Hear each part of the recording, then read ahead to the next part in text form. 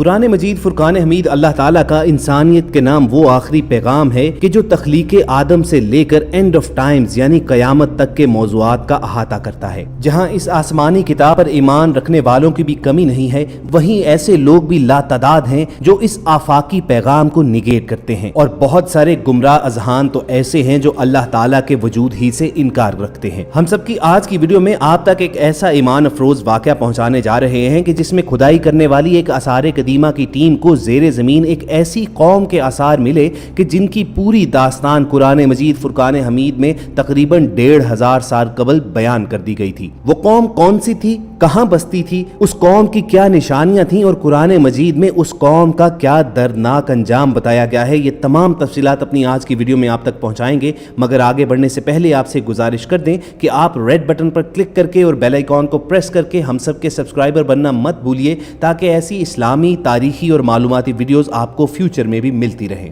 دوستو، ابھی کچھ عرصہ قبل کی بات ہے کہ صحرائے عرب میں آثار قدیمہ کی کھدائی کے دوران غیر معمولی سائز کے انسانی ڈھانچے دریافت ہوئے، اور یہ دریافت آرامکو کی تحقیقاتی ٹیم نے کی۔ یہ انسانی ڈھانچے اس قدر بڑی جسامت کے حامل تھے کہ اگر ان کو سیدھا کھڑا کیا جاتا تو ان کے پاؤں زمین پر، جبکہ ان کے سر کئی منزلہ عمارت کے برابر ہوتے۔ اب جہاں آثار قدیمہ کی کھدائی کرنے والی یہ تحقیقاتی ٹیم اس بات پر حیران اور پریشان تھی کہ یہ کس زمانے کے ڈھانچے ہیں اور کب انسانی وجود اتنا بڑا ہوا کرتا تھا، وہیں آپ کو بتائیں کہ قرآن مجید میں اللہ تعالیٰ نے اس قوم کی پوری داستان مفصل انداز میں بیان کی ہوئی ہے۔ قرآن مجید کی مختلف سورتوں جیسے کہ سورۃ الاعراف، سورۃ الفجر، سورۃ الشعراء اور دیگر کئی مقامات پر اس قوم کے بارے میں آیات ہیں جو ان کی سرکشیوں اور نافرمانیوں کے متعلق اور ان کے دردناک انجام کے متعلق بیان کرتی ہیں۔ دوستو، ان لوگوں کا تعلق قوم عاد سے تھا، اور وہ ارم نام کی بستی کے رہنے والے تھے۔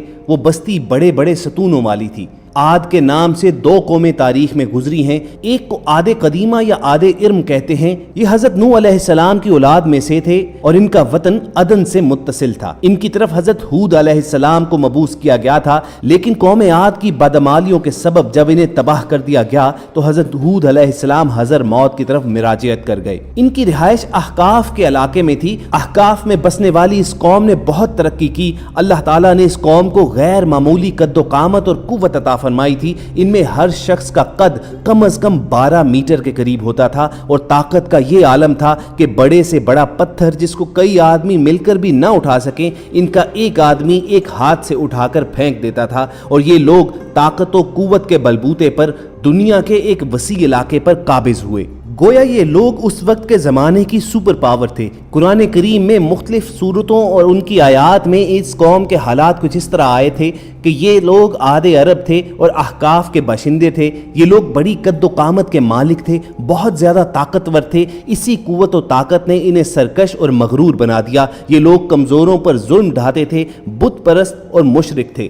خیمے ہونے کے باوجود ہر اونچائی پر مضبوط محل بناتے اور اس پر فخر کرتے۔ اللہ تعالیٰ قرآن کریم میں فرماتے ہیں کہ کیا تم نے دیکھا نہیں کہ تمہارے پروردگار نے عاد کے ساتھ کیا سلوک کیا، اس اونچے ستونوں والی قوم ارم کے ساتھ جس کے برابر دنیا کے ملکوں میں کوئی اور قوم پیدا نہ کی گئی۔ یہ قوم بڑی زوراور، قوی الجثہ، ستونوں کی طرح طویل القامت تھی۔ ایسی قد و قامت والی اور طاقتور قوم نہ اس سے پہلے پیدا کی گئی اور نہ بعد میں۔ شروع میں یہ لوگ توحید پرست تھے، لیکن وقت کے ساتھ ساتھ شیطان نے ان کے دلوں میں وسوسہ ڈالا اور وہ شیطان اور بتوں کی عبادت کرنے لگے۔ چنانچہ قوم نوح کے بعد جس قوم نے سب سے پہلے بت پرستی اختیار کی وہ یہی قوم عاد تھی۔ اسی قوم کے متعلق ہم آپ کو پہلے بھی بتا چکے ہیں کہ یہ انتہائی طاقتور اور توانا قوم تھی جن کا قد کئی میٹر تھا۔ روایات میں آتا ہے کہ یہ 800 سے 900 سال کی عمر پاتے تھے، نہ بوڑھے ہوتے، نہ بیمار ہوتے، نہ ان کے دانت ٹوٹتے، نہ نظر کمزور ہوتی،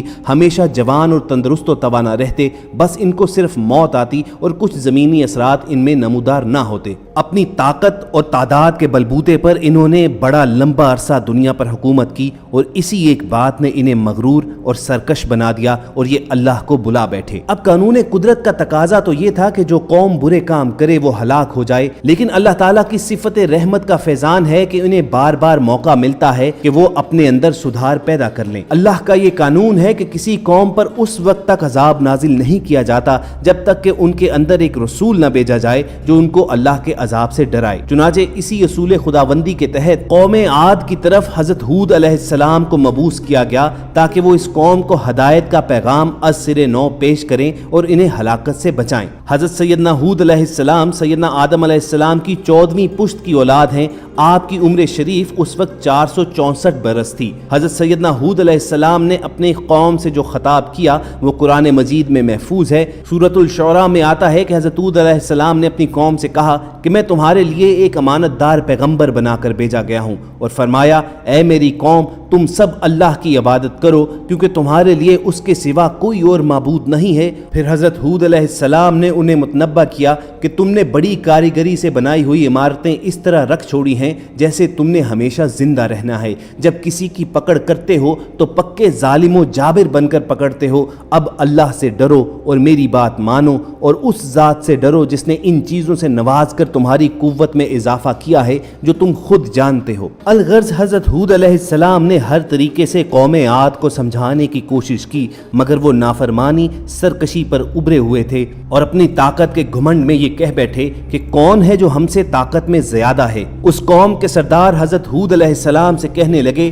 کہ ہم تو یقینی طور پر دیکھ رہے ہیں کہ تم بے وقوفی میں مبتلا ہو، اور بے شک ہمارا گمان یہ ہے کہ تم ایک جھوٹے آدمی ہو۔ حضرت ہود علیہ السلام نے جواباً کہا کہ میرا پروردگار تمہاری جگہ کسی اور قوم کو یہاں بسا دے گا اور تم اس کا کچھ نہ بگاڑ سکو گے، بے شک میرا پروردگار ہر چیز کی نگرانی کرتا ہے۔ قوم عاد یہ کہنے پر اتر آئی کہ اگر تم سچے ہو تو لے آؤ ہمارے سامنے وہ عذاب جس کی تم ہمیں دھمکی دے رہے ہو۔ اس پر حضرت ہود علیہ السلام نے فرمایا کہ اب تمہارے رب کی طرف سے تم پر عذاب اور قہر کا آنا طے ہو چکا ہے، بس اب تم انتظار کرو اور میں بھی تمہارے ساتھ اللہ کے اس عذاب کا انتظار کرتا ہوں۔ وہ ظالم قوم حضرت ہود علیہ السلام اور ان کے پیروکاروں کا مذاق اڑاتی رہی اور کہتی رہی کہ تم پر ہمارے بتوں کی پھٹکار پڑی ہے، اس لیے تم ایسی باتیں کرتے ہو۔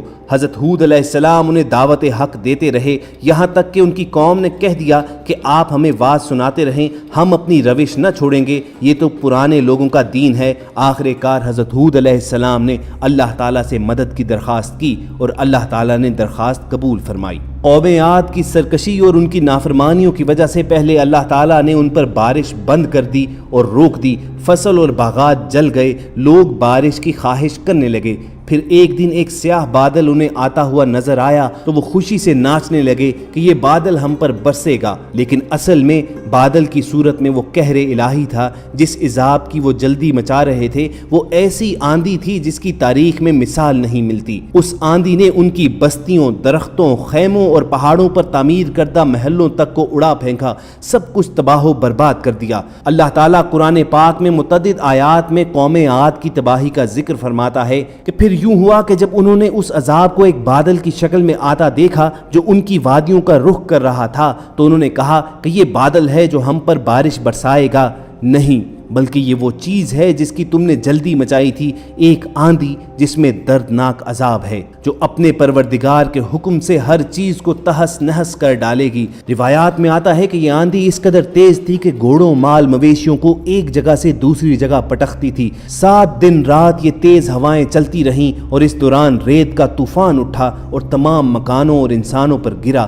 اور سب لوگ ہلاک ہو گئے سوائے حضرت ہود علیہ السلام اور ان کے چند اصحاب کے، جنہوں نے امن کی جگہ پر پناہ لی تھی، وہ بچ گئے۔ اور پھر اللہ تعالیٰ نے اپنی قدرت سے اس قوم عاد کو عبرت کا ایک نشان بنانے کے لیے محفوظ کر لیا، اور جیسا کہ ویڈیو کی شروعات میں ہم نے آپ تک پہنچایا کہ کس طرح آثار قدیمہ کی کھدائی کرنے والی ایک ٹیم کو اس قوم کے آثار ملے۔ خواتین حضرات، یاد رکھیے کہ وہ سب گناہ، سب برائیاں آج ہماری قوم میں موجود ہیں کہ جن پر اللہ تعالیٰ پچھلی امتوں پر آندھیوں، زلزلوں اور سیلابوں جیسے دردناک عذاب بھیجا کرتا تھا۔ آج بھی اللہ زلزلوں اور سیلاب کے ذریعے ہمیں مسلسل وارننگ دے رہا ہے کہ راہ راست پر آ جاؤ، مگر ہم معلوم نہیں کس مٹی کے بنے ہیں کہ بے فکر ہیں اور اس دنیا میں گم ہیں۔ قوم عاد جن کا تذکرہ اللہ تعالیٰ نے خود قرآن میں کیا ہے کہ اتنی طاقتور قوم تھی کہ میں نے کبھی پہلے تخلیق نہیں کی، تو جب اللہ تعالیٰ ان کا نام و نشان تک مٹا سکتا ہے تو آج ہماری اوقات کیا ہے۔ اللہ تعالیٰ کے حضور بس یہی دعا رہنی چاہیے